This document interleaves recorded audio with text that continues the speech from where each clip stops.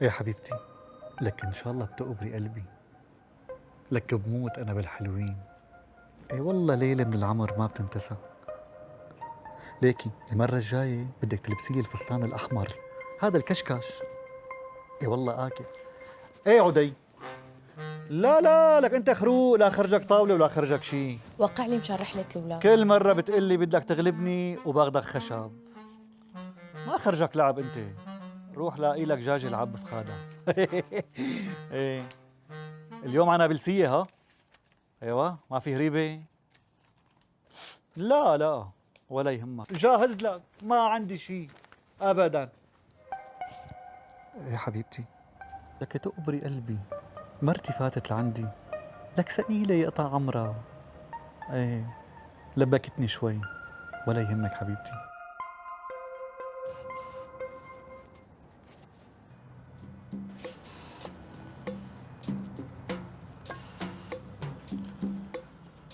ورشرش حبك يا جميل، لك ان شاء الله بيقبرني. الشر. ليكي حبيبتي والله شبوبية بتاخد العقل، يعني ألف بنت بتتمناني. تقبر قلبي طبعا، انت بتجنن. طيب بيبي سؤال، يعني سؤال ها. تفضل. لنفرض مثلا انه انا هيك بدي اتزوج عليكي فرضا، شو بيكون موقفك، ردة فعلك؟ عادي تقبرني، اتزوج فورا. يا حبيبة قلبي، لك والله أصيلة أصيلة من وقت ما تجوزتك وأنا عرفان إنه أصيلة. بس إنه يعني هيك عادي مثلا ما رح تتضايقي إنه حتيجي وحدة تاخذني منك؟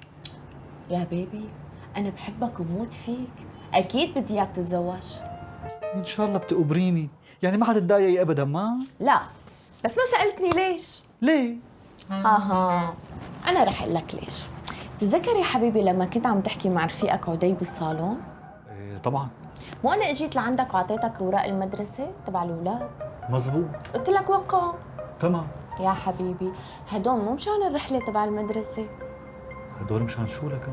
هدول يا عمري تنازل منك عن البيت والسياره والمزرعه والارض، يعني كل هدول صاروا باسمي.